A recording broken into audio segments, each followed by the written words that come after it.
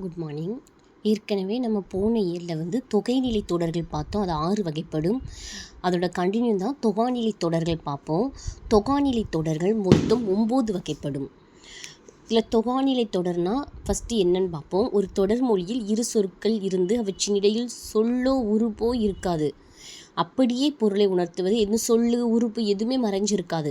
அப்படியே பொருளை உணர்த்துவதான் தொகாநிலை தொடர். காற்று வீசியது, குயில் கூவியது, இதுதான் எக்ஸாம்பிள்.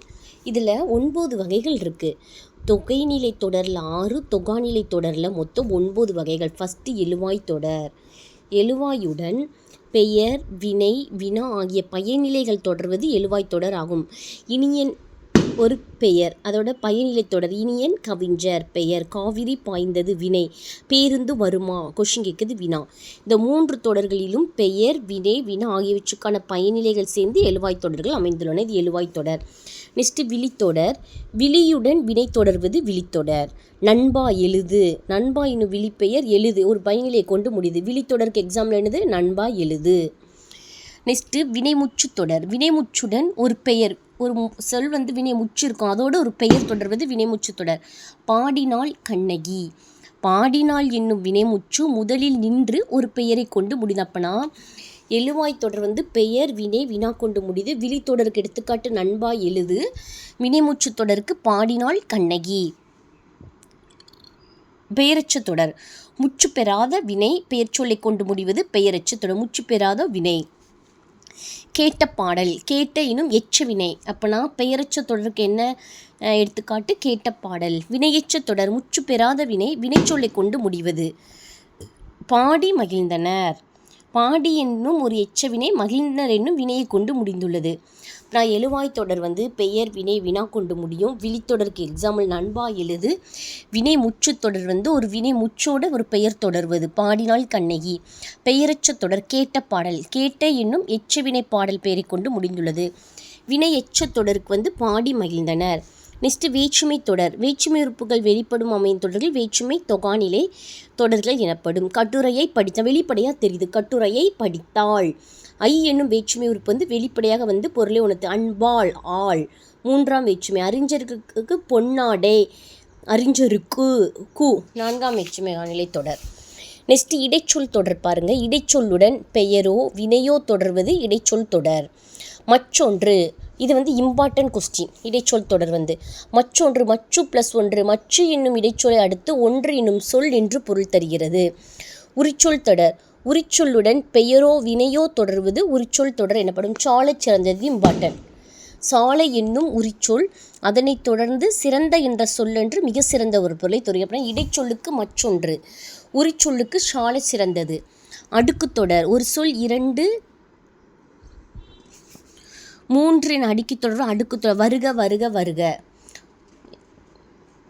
இதில் தெரியுமான ஒரு பாக்ஸ் கொடுத்துருக்காங்களா, அதை வாசித்துக்கோங்க. ஒன்றிற்கு மேற்பட்ட எச்சங்கள் சேர்ந்து பெயரை கொண்டு முடியும் கூட்டுநிலை பெயரெச்சங்களை இக்காலத்தில் பெருமளவில் பயன்படுத்துகிறோம். வேண்டிய, கூடிய, தக்க, வல்ல முதலான பெயரெச்சங்களை செய்ய என்னும் வைப்பாட்டு வினையெச்சத்துடன் சேர்ப்பது மூலம் கூட்டுநிலை பெயரெச்சங்கள் உருவாக்குகின்றன. கேட்க வேண்டிய பாடல், சொல்லத்தக்க செய்தி. எக்ஸாம்பிள். அப்போனா தொகைநிலை தொடர் 6 வகைப்படும். தொகாநிலை தொடர் மொத்தம் 9 வகைப்படும். இதோட திறன் அறிவும் பாருங்கள். பின்வருவனவற்றில் முறையான தொடர். தமிழர் பண்பாட்டில், இது ஏற்கனவே ஒரு கொஸ்டின் கேட்டிருக்காங்க. தமிழர் பண்பாட்டில் தனித்த வாழை இலைக்கு இடம் உண்டு. தமிழர் வாழை இலைக்கு பண்பாட்டில் தனித்த இடம் உண்டு. தமிழர் பண்பாட்டில் வாழை இலைக்கு தனித்த இடம் உண்டு. தமிழர் வாழை பண்பாட்டில் தனித்த இலைக்கு இடம் உண்டு. இதில் சரியான சொல் என்னென்னா தமிழர் பண்பாட்டில் வாழை இலைக்கு தனித்த இடம் உண்டு. சிலம்பு அடைந்திருந்த பாக்கம் எய்தி எனும் அடியில் பாக்கம். பாக்கம்ங்கிறது என்னது? ஒரு சிற்றூர். அறிஞருக்கு நூல், அறிஞரது நூல் ஆகிய சொற்றொடர்களின் பொருளை வேறுபடுத்த காரணமாக அமைவது அறிஞருக்கு, அறிஞரது. அது வேற்றுமை உருபு. காசி காண்டம் என்பது காசி நகரத்தின் பெருமையை பாடுது. விருந்தினரை பேணுவதற்கு பொருள் தேவைப்பட்டதால் தான் கருங்கோட்டு சீரியாலை பணை வைத்து விருந்தளித்தான் என்கிறது புறநானூறு. இச்செய்தி உணர்த்தும் விருந்து போற்றிய நிலை இன்மையிலும் விருந்து. நெக்ஸ்ட்டு புக் பேக்கில் எப்படியே ரீட் பண்ணிட்டுருமோ, புக் பேக்கில் ஏதாவது இம்பார்ட்டண்ட்டாக இருந்துச்சுன்னா அதை ரீட் பண்ணிக்கலாம். கலைச்சொல் அறிவும் ஏற்கனவே ஷார்ட்ஸில் இருக்கும், அதை நீங்கள் பார்த்துக்கோங்க. நெக்ஸ்ட்டு அறிவை விரிவு செய்த நூலை ரீட் பண்ணிக்கோங்க. திருக்குறள் தெளிவுரை வ.உ. சிதம்பரனார். சிறுவர் நாடோடி கதைகள் ராஜநாராயணன். 6ஆம் திணை மருத்துவர் கு. சிவராமன். நெக்ஸ்ட்டு திருக்குறள் கொடுத்துருக்காங்க பாருங்கள். திருக்குறள் வந்து என்ன கேட்கலான்னா அணி கேட்பாங்க. அந்த குறளை கொடுத்துட்டு இந்த குறளில் எந்த அணி அமைஞ்சிருக்கு அப்படின்னு கேட்பாங்க. இங்கே இருங்க, எப்பொருள் எத்தன்மைதாயினும் அப்பொருள் மெய்ப்பொருள் காண்பதறிவு. அந்த ஸ்டார் போட்டிருப்பாங்க, அது மனப்பாட குறள், அதையும் ரீட் பண்ணிக்கோங்க. நெக்ஸ்ட்டு நமக்கு வந்து எங்கே அணி கொடுத்துருக்காங்கன்னு பார்ப்போம். பல்லார் பகைக்கொள்ளின் பத்தடுத்த தீமைத்தே நல்லார் தொழக்கே விடல். வேலோடு நின்றான் இடுவென்றது போலும் கோலோடு நின்றான் இரவு. ஓமை அணி. நீங்கள் வந்து நல்லா எனக்கு உங்களுக்கு ஓமை அணினா எப்படின்னு தெரிலனா ஞாபகம் வச்சுக்கோங்க. வேலோடு கோலோடு அப்படி ஒரு குறள் வந்துச்சுன்னா என்ன அணி? ஓமை அணி. வேலோடு கோலோடு. பண் பாட கீயின் மேல் கண் கண்ணோட்டம் இல்லாத கண். இது வந்து என்னன்னா எடுத்துக்காட்டு ஓமை அணி. பாடலோடு பொருந்தவில்லை எனில் இசையால் என்ன பயன்? அது போலவே இரக்கம் இல்லாவிட்டால் கண்களில் என்ன பயன்? பண்ணெண்ணாம் கண்ணோட்டம் எடுத்துக்காட்டு ஓமை அணி. நெக்ஸ்ட்டு நச்சுப்படாதவன் செல்வம் நடுவூருள் நச்சு மரம் பழுத்தச்சு. ஓமை அணி. நச்சுப்படாத மரம் நச்சு. ஓமை அணி அப்படின்னா எதுலலாம் ஓமை அணி வந்திருக்கு?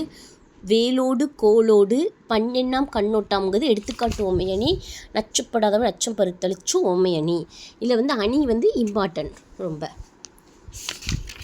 நெக்ஸ்ட்டு இதில் வந்து கொஸ்டின் ஆன்சர் இருக்குது. மறுபடி இதில் ஒரு திருக்குறள் பற்றி கவிதை இருக்குது பாருங்கள். உரையை ஊச்சி பார்த்தாலும் புளிக்காத பால் தந்தை தந்த தாய்ப்பால் முப்பால். இது திருக்குறள் பற்றி கவிதையை யார் எழுதுனான்னு கூட கேட்கலாம். அறிவுமதி. உரையை ஊச்சி பார்த்தாலும் புளிக்காத பால் தந்தை தந்த தாய்ப்பால் முப்பால். அறிவுமதி. இவ்வளோ தான் இயல் 3ல் ஃபுல் லெசன் கவர் ஆயிடுச்சு. நெக்ஸ்ட்டு இயல் 4 பார்ப்போம். தேங்க்யூ.